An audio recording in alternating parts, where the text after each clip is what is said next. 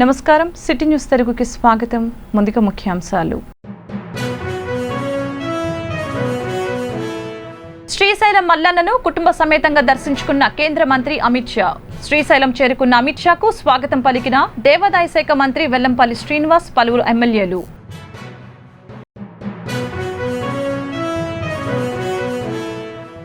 CM YS Jagan చేపట్టిన సంక్షేమ పథకాలను నగదు పంపిణీని తాము వ్యతిరేకించడం లేదు. పార్టీ కౌన్సిల్ సమావేశంలో వెల్లడించిన సిపిఐ రాష్ట్ర కార్యదర్శి రామకృష్ణ.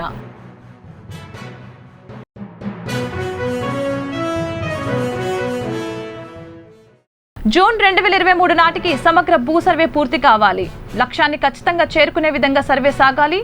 అధికారులను ఆదేశించిన ముఖ్యమంత్రి వైఎస్ జగన్.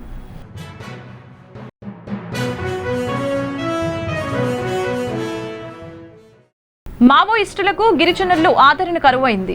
ఏఓబీలో 6 మావోయిస్టులు లొంగిపోయారన్న ఏపీ డీజీపీ గౌతమ్ సవాంగ్. కేంద్ర హోంమంత్రి అమిత్ షా శ్రీశైలం చేరుకున్నారు. కుటుంబ సభ్యులతో కలిసి బ్రహ్మరాంబ సమేత మల్లికార్జున స్వామి వారిని ఆయన దర్శించుకున్నారు. అంతకుముందు అమిత్ షాకు ఏపీ దేవాదాయ శాఖ మంత్రి వెల్లంపల్లి శ్రీనివాస్, ఆలయ అధికారులు, ఇతర ప్రజాప్రతినిధులు పుష్పగుచ్చాలు అందించి స్వాగతం పలికారు. అనంతరం స్వామి అమ్మవార్లను అమిత్ షా దర్శించుకున్నారు.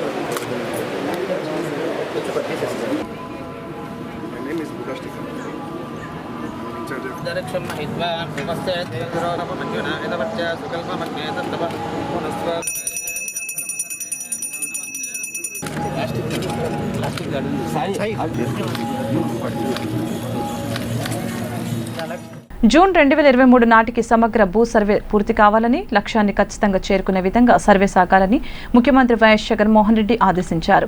శాశ్వత భూ హక్కు, భూరక్షణపై ఆయన గురువారం తాడేపల్లిలోని తన క్యాంపు కార్యాలయంలో సమీక్ష చేపట్టారు.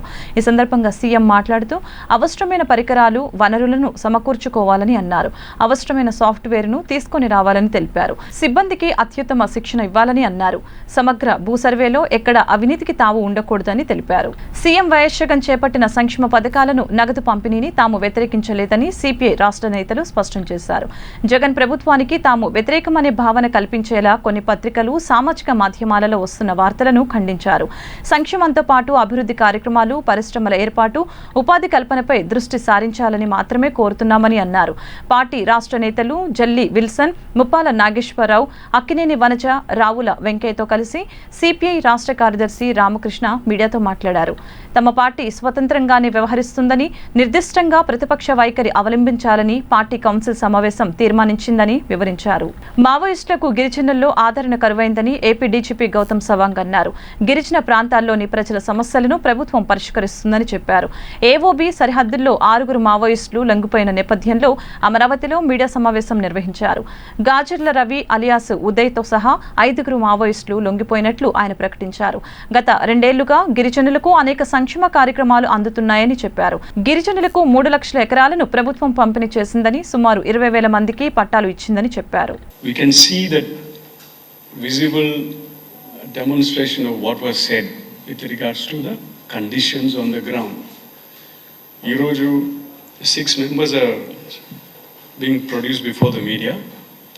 దీంట్లో we have one divisional committee member who is a commander, divisional commander, and then there are 2 other area committee members and 3 other important members of the AOBSHZ.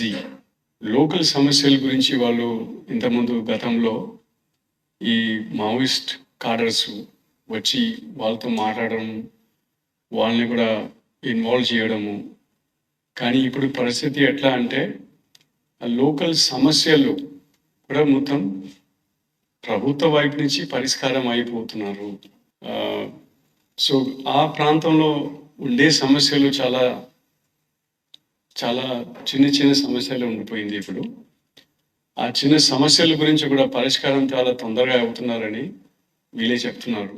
Vijayawada ప్రభుత్వ ఆసుపత్రిలోని మహిళా డాక్టర్ నర్సుపై వేటు పడింది. బ్లాక్ ఫంగస్ చికిత్స కోసం విజయవాడ ప్రభుత్వ ఆసుపత్రిలో చేరిన ఓ మహిళా రోగి కుటుంబ సభ్యుల నుంచి 22.8 లక్షలు అక్రమంగా వసూలు చేసినట్లు ఆరోపణలు ఎదుర్కొంటున్న డాక్టర్ తోటావాణి సుప్రియతో పాటు మరో నర్సును ఆసుపత్రి అధికారులు సస్పెండ్ చేశారు.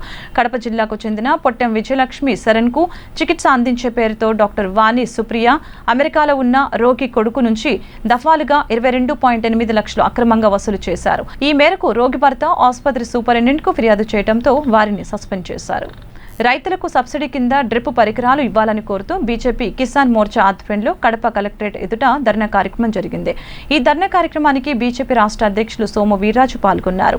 రాయలసీమ, రాజస్థాన్ తర్వాత తక్కువ వర్షపాతం ఉన్న ప్రాంతమని, ఇక్కడి వారికి డ్రిప్ ఇరిగేషన్ కోసం కేంద్రం 10,000 కోట్లు కేటాయించిందని అన్నారు. గత ప్రభుత్వ హయాంలో 900 కోట్ల సూక్ష్మ సేద్య పరికరాల బకాయిలు ఉన్నాయని అన్నారు. డ్రిప్ పరికరాలు మంజూరు చేయాలని సోము వీర్రాజు డిమాండ్ చేశారు. నూజివీడు మండలం అన్నవరం గ్రామ పంచాయతీలో 5 లక్షల వరకు నిధులు గోలుమాలయ్యాయని స్పందన కార్యక్రమంలో జిల్లా పంచాయతీ అధికారి సర్పంచ్ శ్రీలక్ష్మి ఫిర్యాదు చేసింది. రికార్డులు తారుమారు చేస్తారంటూ సర్పంచ్ శ్రీలక్ష్మి ఆరోపిస్తోంది. అయితే రికార్డులు ఆడిట్కు తీసుకువెళ్లామని పంచాయతీ కార్యదర్శి వెంకటేశ్వరరావు అంటున్నారు. అయితే ఆడిట్కు తీసుకువెళ్లినట్లు లిఖితపూర్వకంగా ఇవ్వమంటే కార్యదర్శి ఇవ్వనని అంటున్నారని అన్నారు. నిధుల దుర్వినియోగంపై విచారణ నిర్వహించాలని గ్రామస్తులు ఆందోళన వ్యక్తం చేశారు. మీరు ఏ విషయంలో ప్రెసిడెంట్ గారిని కన్సల్ట్ అవుతున్నారు? అన్ని మీ సొంత నిర్ణయాలు. ఒక విషయం కూడా సర్పంచ్ గారిని కన్సల్ట్ చేయట్లేదు. మీ నిర్ణయాలు మార్చలేదు, తప్పండి. రెండు పంచాయతీలు మీరు చేస్తున్నారు.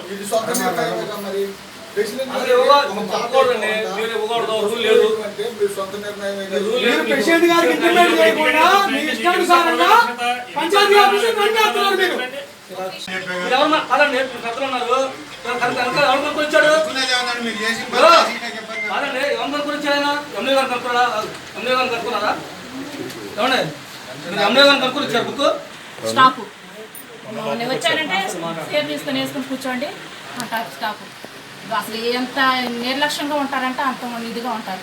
మొత్తం మెయిన్ సెక్రటరీ గారండి మొత్తం బోయిట్లే ఇష్టం వచ్చే రాసేసుకున్నారు. మొత్తం మాకైతే సంబంధం ఏమి చెప్తాను. ఎక్కువ ట్యాక్స్ పడిందని చెప్పి 4 సంవత్సరాల నుంచి నేను ఇక్కడ 2019లో వచ్చానండి. 2016 నుంచి వాళ్ళు ట్యాక్స్ కడతలేదు. దాని మీద 3 సార్లు నోటీసులు ఇచ్చాను, వాళ్ళకి ట్యాక్స్ కట్టండి అని చెప్పి. వాళ్ళు హైకోర్టులో కేసు వేశారు. దానికి అఫిడవిట్ కూడా దాఖలు చేశాను. తర్వాత దాన్ని సర్పంచ్ గారు మా వాళ్ళతో మాట్లాడి సెటిల్మెంట్కి పిలిపించారు. డిఎల్ఓ గారు, యూఆర్డీ గారు వచ్చారు. ఇక్కడికి వచ్చి వాళ్ళ సమక్షంలో ఫ్యాక్టరీ వాళ్ళతో మాట్లాడి సెటిల్ చేసి ఇంత ట్యాక్స్ కట్టించారు. భారత అంతరిక్ష పరిశోధన సంస్థ ఇస్రో చేపట్టిన geosynchronous satellite launch vehicle GSLV F10 ప్రయోగం విఫలమైంది. జిఎస్ఎల్వి F10 వాహక నౌక ద్వారా GIWAT-1 ఉపగ్రహాన్ని ప్రయోగించాక క్రయోజెనిక్ దశలో రాకెట్లో సమస్య తలెత్తింది. దీంతో వాహక నౌక ప్రయాణించాల్సిన మార్గం కాకుండా మరో మార్గంలో వెళ్లింది. 3వ దశలో సాంకేతిక సమస్య తలెత్తింది. దీంతో ప్రయోగం విఫలమైందని ఇస్రో చైర్మన్ శివన్ ప్రకటించారు. నెల్లూరు జిల్లా శ్రీహరికోటలోని సతీష్ ధావన్ స్పేస్ సెంటర్ నుంచి గురువారం ఉదయం 5:43 జిఎస్ఎల్వి F10ని శాస్త్రవేత్తలు ప్రయోగించారు. ఈ వాహక నౌక కౌంట్డౌన్ ప్రారంభమైంది. 26 గంటల పాటు నిరంతరాయంగా కౌంట్డౌన్ కొనసాగిన తర్వాత ఈ వాహక నౌక నింగిలోకి వెళ్లింది. భూ పరిశీలన కోసం దీన్ని ప్రయోగించారు.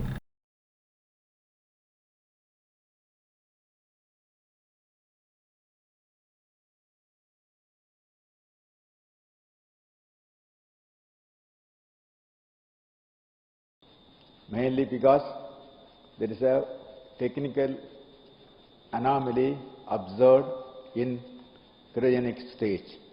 This I wanted to tell to all my friends. Thank you. మధ్య మధ్యలో వికృత చేష్టలు చేశాడో ప్రభుత్వ ఉద్యోగి. ఇందుకు సంబంధించిన వీడియో ఆలస్యంగా వెలుగులోకి వచ్చింది. విజయనగరం జిల్లా గరుగుపిల్లి మండలం ఎంపీడీఓ రామచంద్రరావు ప్రభుత్వ కార్యాలయాన్ని క్లబ్గా మార్చివేశాడు. దీనిపై జిల్లా అధికారులు పూర్తి స్థాయిలో విచారణకు ఆదేశించారు. ఇటువంటి చర్యలను ఉపేక్షించేది లేదని విజయనగరం కలెక్టర్ సూర్యకుమారి స్పష్టం చేశారు. దేశ విదేశాల్లో ఉన్న తెలుగు వారికి తెలుగు నేర్పడానికి ఒక అంతర్జాతీయ సంస్థ అవసరమని కంచి కామకోటి పీఠాధిపతి విజయేంద్ర సరస్వతి స్వామి సూచించారు. మాజీ ఉపసభాపతి మండలి బుద్ధప్రసాద్ కంచిలో స్వామీజీని కలిసి తెలుగు భాష సంస్కృతుల వికాసంపై చర్చించారు. తాము ఇటీవల ఖండకావ్య పోటీలు నిర్వహిస్తే 125 కావ్యాలు పోటీకి వచ్చాయని తెలిపితే స్వామివారు సంతోషం వ్యక్తం చేశారు. కంచిపీఠం పిల్లలకు పద్య పోటీలు నిర్వహిస్తుందని, నీతి భక్తి శతక పద్యాలు వ్యక్తిగత వికాసానికి దోహదపడతాయని, పద్యం తెలుగువారి ఆస్తి అని అన్నారు. తెలుగు భాష సంస్కృతుల పరివ్యాప్తికి మీరు చేస్తున్న సేవ గమనిస్తున్నామని బుద్ధప్రసాద్కి ఆశీస్సులు అందించారు. కృష్ణా జిల్లా నూజివీడులో కేంద్రీయ విద్యాలయం స్థాపనకు కేంద్ర కమిటీ బృందం స్థలాన్ని గురువారం పరిశీలించింది. కేంద్ర కమిటీ సభ్యుడు హరిఓం ఉపాధ్యాయ స్థలం పరిశీలించి సంతృప్తి వ్యక్తం చేశారు. నూజివీడు ఎమ్మెల్యే మేకా వెంకట ప్రతాప్ అప్పారావుకు కమిటీకి వివరాలు సమర్పించారు. రెవెన్యూ అధికారులు మరియు మున్సిపల్ అధికారులు పలు వివరాలు అడిగి తెలుసుకున్నారు.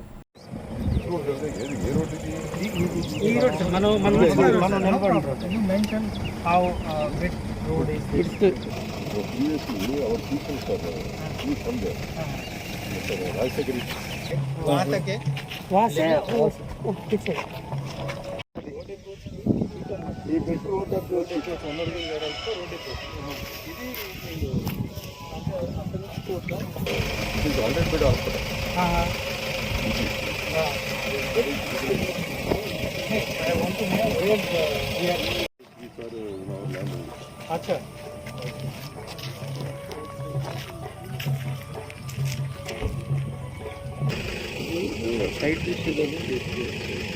you can show this only this road. This is main road.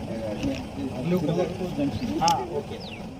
Covid నివారణకు రాష్ట్ర ప్రభుత్వం చేపట్టిన వ్యాక్సినేషన్ కార్యక్రమం పొన్నూరు పట్టణంలో వేగవంతంగా జరుగుతోంది. మున్సిపల్ కమిషనర్ పాయసం వెంకటేశ్వరరావు ఆధ్వర్యంలో పట్టణంలోని 17వ సచివాలయంలో ప్రతిరోజు కోవిషీల్డ్, కోవాక్సిన్ మొదటి డోసు, రెండవ డోసు వేస్తున్నారు.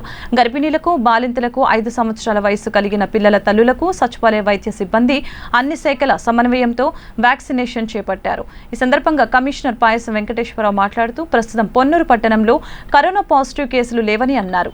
పట్టణంలో అనుమానిత ప్రాంతాలలో శానిటేషన్ కార్యక్రమాలు చేపడుతున్నట్లు చెప్పారు. ప్రజలందరూ తప్పనిసరిగా మాస్కులు ధరించి భౌతిక దూరం పాటించి పొన్నూరు పట్టణం కరోనా రహిత పట్టణంగా తీర్చిదిద్దేందుకు ప్రజలు సహకరించాలని కోరారు.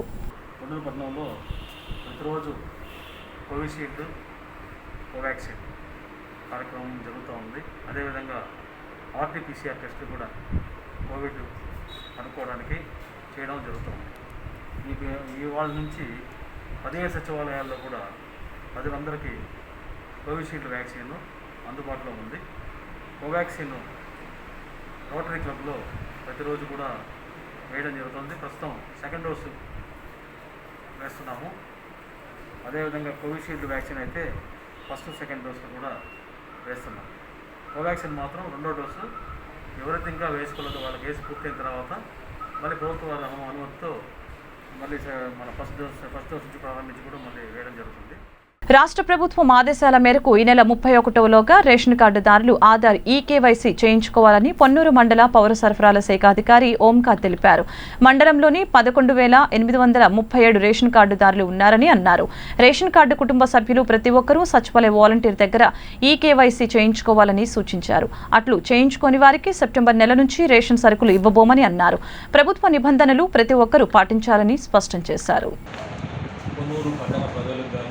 గ్రామీణ ప్రాంత ప్రజలకు కానీ ముఖ్యంగా తెలియజేయమనగా రాష్ట్ర ప్రభుత్వము రేషన్ కార్డు విషయంలో కార్డుదారులందరూ మీ కార్డులో ఉన్న సభ్యులు కొంతమంది ఈకేవై చేర్చుకొని పిల్లలు కానీ, పెద్దవాళ్ళు కానీ, పెళ్ళి వెళ్ళిపోయిన వాళ్ళు కానీ వాళ్ళందరూ కార్డులు దాదాపుగా మన జిల్లా మొత్తం 5,60,000 కార్డులు ఉన్నాయి.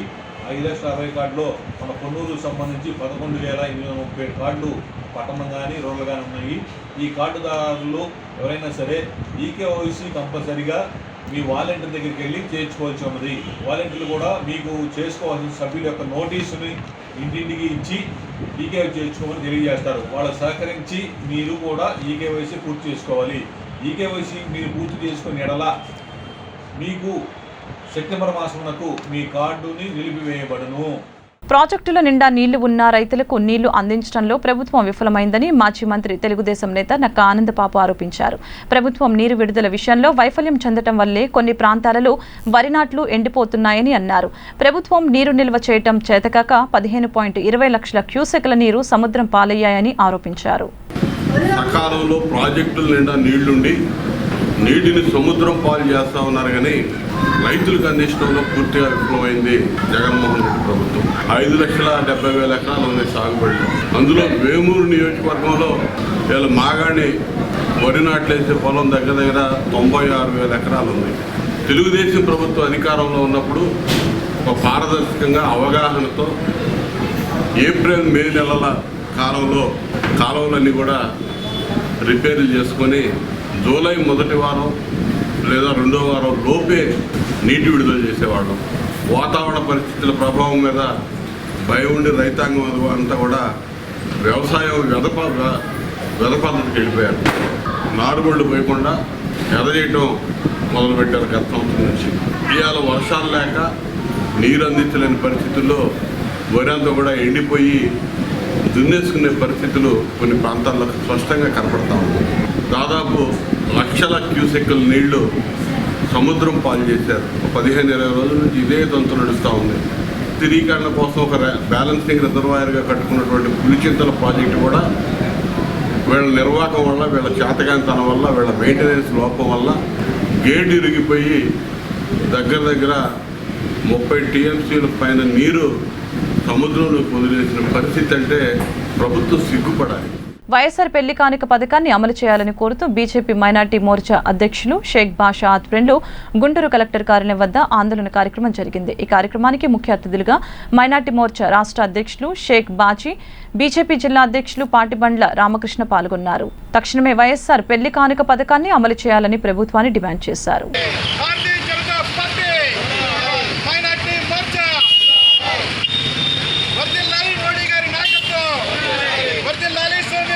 ఏదైతే జగన్మోహన్ రెడ్డి గారు తన పాదయాత్రలో అనేక వాగ్దానాలు చేసి మైనారిటీల కోసం మా ప్రభుత్వం నిరంతరం పనిచేస్తుంది అని చెప్పి కళ్ళబొల్లి మాటలు చెప్పి వీళ్ళందరి ఓట్లు తీసుకొని ఈరోజు వాళ్ళని ఏ విధంగా మోసం చేస్తూ ఉన్నాడో ఆ మోసాన్ని ప్రజలకు తెలియజేయడం కోసం ఈరోజు ధర్నా కార్యక్రమాన్ని చేపట్టడం జరిగింది.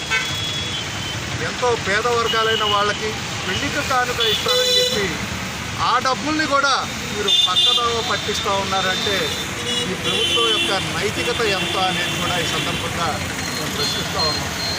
మీరు వెంటనే 15 రోజుల లోపల గనక మీరు ఏదైతే వీరికి చెల్లించాల్సిన బకాయిలు ఉన్నాయో ఈ సంక్షేమ పథకాల కింద మీరు ప్రకటించిన సొమ్ము ఉందో అది వెంటనే ప్రకటించి మైనారిటీలకి అభివృద్ధికి కనుక మీరు కృషి చేయకపోతే రాష్ట్ర యావత్తు భారతీయ జనతా పార్టీ మైనార్టీ మోర్చా తరఫున ఆందోళనలు చేపడతాం. Guntur urban SP Arif Hafeez Guntur urban Prathipadu police స్టేషన్ను ఆకస్మిక తనిఖీలు నిర్వహించారు. పోలీస్ స్టేషన్ ఆవరణలో పాత వాహనాల గురించి వివరాలు అడిగి తెలుసుకున్నారు.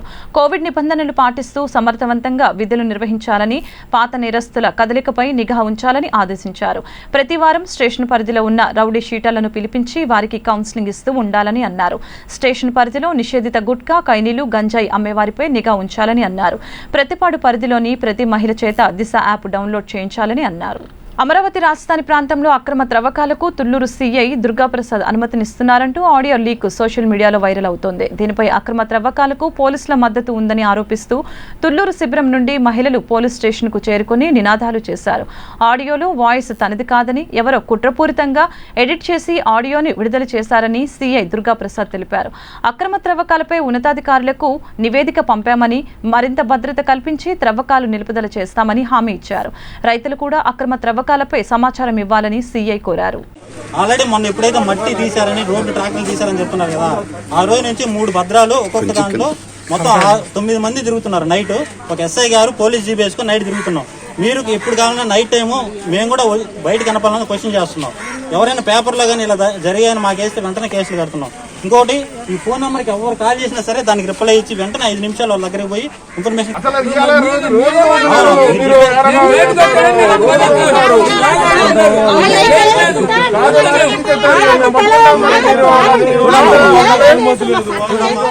రేషన్ కార్డుదారులు ఈ నెల 31వ తేదీలోగా ఈకేవైసీ తప్పనిసరిగా చేయించుకోవాలని బాపట్ల తహసీల్దార్ శ్రీనివాస్ పేర్కొన్నారు.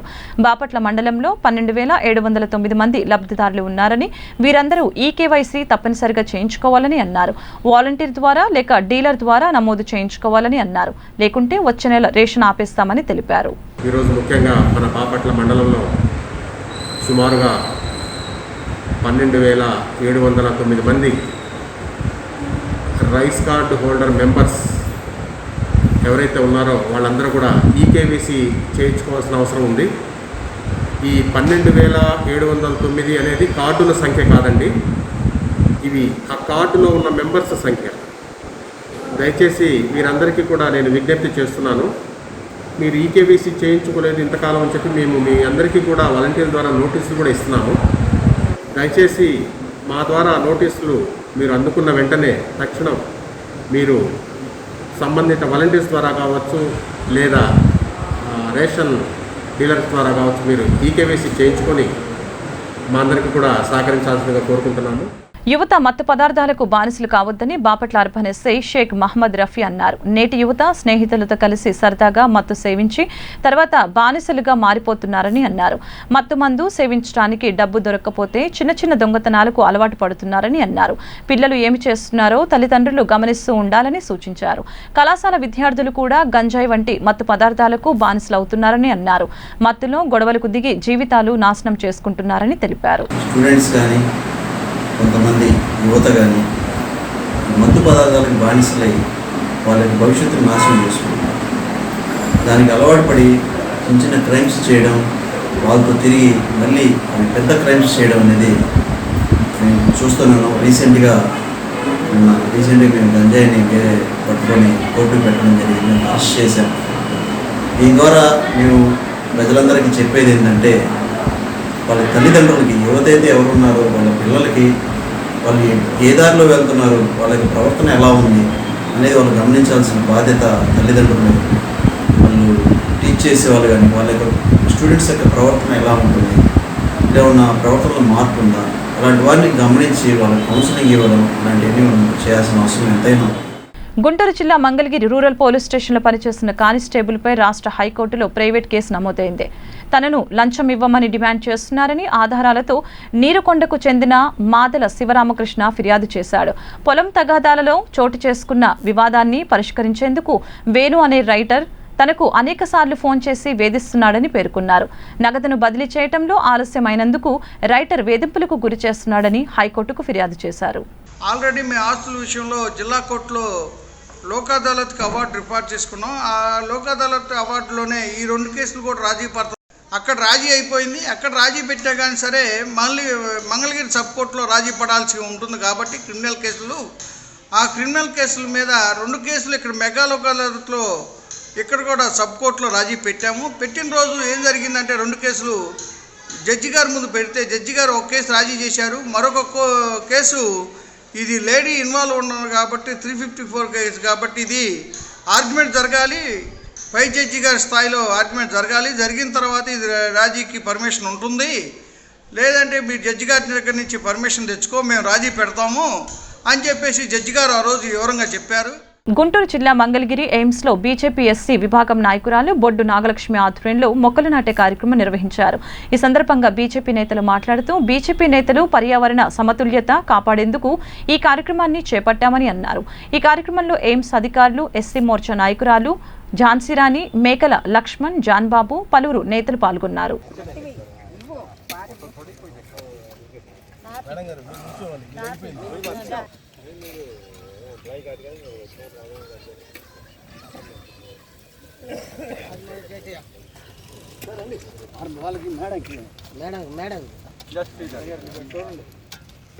ఎక్కడ మీరు ఎవరు అన్నారు?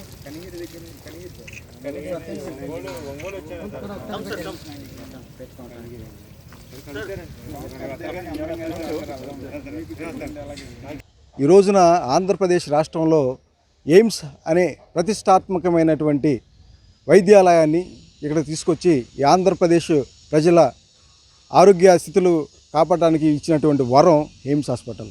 ఈ రోజున ఎయిమ్స్ హాస్పిటల్ మరి పూర్తి స్థాయిలో మరి కన్స్ట్రక్షన్ జరిగి, అదేవిధంగా జనరల్ సర్జరీ మరి జనరల్ మెడిసిన్ ఇవన్నీ కూడా ఐపీ సెక్షన్ కూడా స్టార్ట్ అయ్యి ఈ రోజున ఉత్తమమైనటువంటి వైద్యను అందిస్తున్నటువంటి ఎయిమ్స్ హాస్పిటల్లో ఇచ్చినందుకు నరేంద్ర మోదీ గారికి ధన్యవాదాలు తెలియజేస్తున్నాను.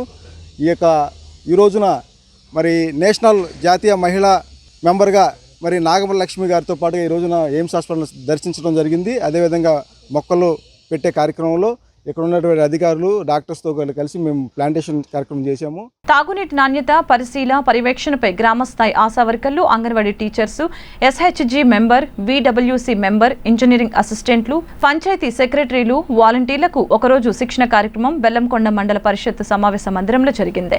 మాజీ ఎంపీపీ పద్మా వెంకటేశ్వరరెడ్డి మాట్లాడుతూ గ్రామాల్లో మంచినీటి కుళాయిలకు అక్కడక్కడ ట్యాపులు లేకపోవడంతో నీరు వృధా అవుతుందని అన్నారు. ఇంజనీరింగ్ అసిస్టెంట్లు బాధ్యత తీసుకుని ఆర్డబ్ల్యూఎస్ ఏఈచే పంచాయతీ కార్యదర్శుల సహకారంతో ఒక నెలలో బిగించేందుకు కృషి చేయాలని కోరారు.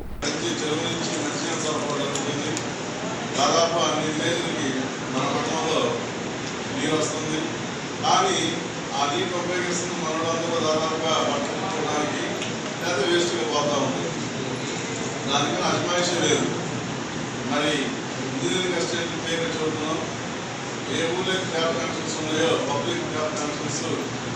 గుంటూరు నగరం మంగళగిరి రోడ్డులో మెట్రో హోల్సేల్ స్టోర్ను గుంటూరు తూర్పు పశ్చిమ ఎమ్మెల్యేలు ముస్తఫా మద్దాలగిరి ప్రారంభించారు. ఏపీలో విజయవాడ, విశాఖపట్నం తర్వాత గుంటూరులో ఈ మెట్రో స్టోర్ను ప్రారంభించామని నిర్వాహకులు అశ్విని శర్మ తెలిపారు. స్థానికతకు ప్రాధాన్యత ఇస్తూ ఇండియాలో తయారయ్యే వస్తువులను మాత్రమే మెట్రో విక్రయిస్తుందని తెలిపారు.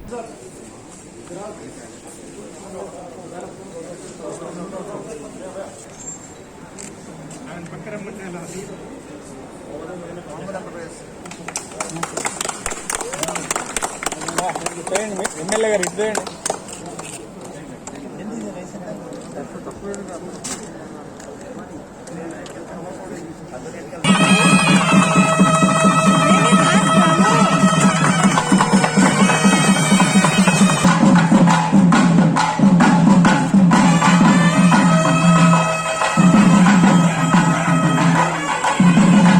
మన ఇండియాలో ఎప్పుడు వస్తాయి అనుకునేవాళ్ళం.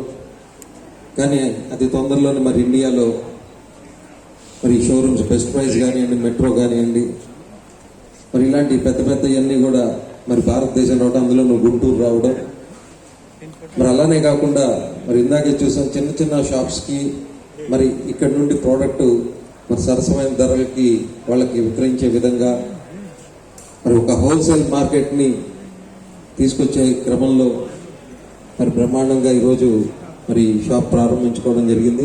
మరి గుంటూరు ఇండియాలో 30వ షాప్గా మెట్రో ఓపెన్ చేయడం, మరి అన్ని విధాలు ఇక్కడ చాలా చక్కగా ఉన్నాయి. మరి ఏది కావాలన్నా కూడా చాలా చక్కగా ఇక్కడ మరి దొరుకుతాయి.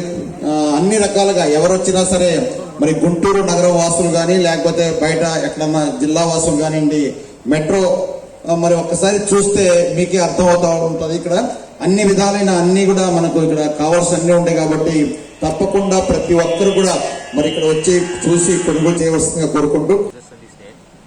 And also the fact is that we have a great partnership with the government of Andhra Pradesh, with the folks in the local administration. They've been very supportive. They've done some outstanding job in terms of making our business happen here and come to fruition. So we want to thank the local administration for that. We want to thank the Andhra government for that. And as I said earlier, we're committed to being in Andhra Pradesh and opening more and more stores. Every store that we open typically employs about 500 plus people, directly and indirectly. Those 500 plus people actually start giving a lot of boost to the local economy. Not just those 500 people, in fact, there are a lot of others who get involved in the supply chain, which also benefit in the process. We basically set up our businesses to be the champions for the small businesses, small independent businesses. Our purpose for existence is to support these small independent businesses. India is a country of shopkeepers. India is a country of small businesses. There are multiple new ventures that are coming up now, which are small in nature to begin with, and they want to have an aspiration to be able to compete with the best in the industry. So when you look at it from a retail perspective, We see there are a lot of new retailers who are coming in on board, who are small, but they still want to provide the service and the quality and the pricing equivalent to the large stores that are coming about. So our job is to make those people successful. Our job is to make those people stand up against that competition and serve their customers better. How do we do that? We do that by making sure that we have the right assortment for them. We have everything that they need. We have those assortments at best possible prices, at the lowest possible prices. We have high availability at all points in time. They don't have to wait for a distributor to come and serve them. They can pick it up anytime they need or their customer needs, and they can just walk in and buy from us here. Aside from that, we make sure that our quality is absolutely the best.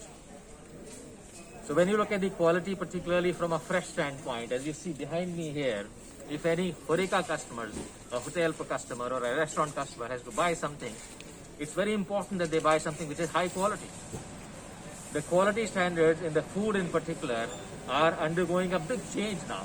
The government is also supporting much higher standards as a matter of fact going forward. So we have all the certification that is needed for the products to be high quality. We source it in a manner that there is enough evidence for the quality to be there with the suppliers for us to buy from them. And we have a cold chain here that supports it further in terms of being fresh in the store too. So obviously, when those customers buy from us, they get the right quality products. So how many totally you have Indian stores? We have 30 stores in the country right now. And we think India is a very vast country with a huge potential. And we would be looking forward to some stellar expansion program going forward very soon. వార్త ముగించే ముందు ముఖ్యాంశాలు మరొకసారి. శ్రీశైలం మల్లన్నను కుటుంబ సమేతంగా దర్శించుకున్న కేంద్ర మంత్రి అమిత్ షా. శ్రీశైలం చేరుకున్న అమిత్ షాకు స్వాగతం పలికిన దేవాదాయ శాఖ మంత్రి వెల్లంపల్లి శ్రీనివాస్, పలువురు ఎమ్మెల్యేలు.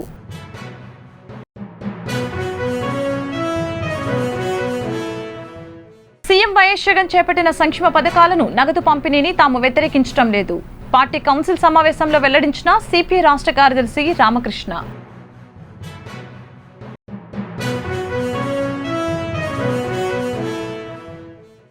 జూన్ 2023 నాటికి సమగ్ర భూ సర్వే పూర్తి కావాలి. లక్ష్యాన్ని ఖచ్చితంగా చేరుకునే విధంగా సర్వే సాగాలి. అధికారులను ఆదేశించిన ముఖ్యమంత్రి వైఎస్ జగన్.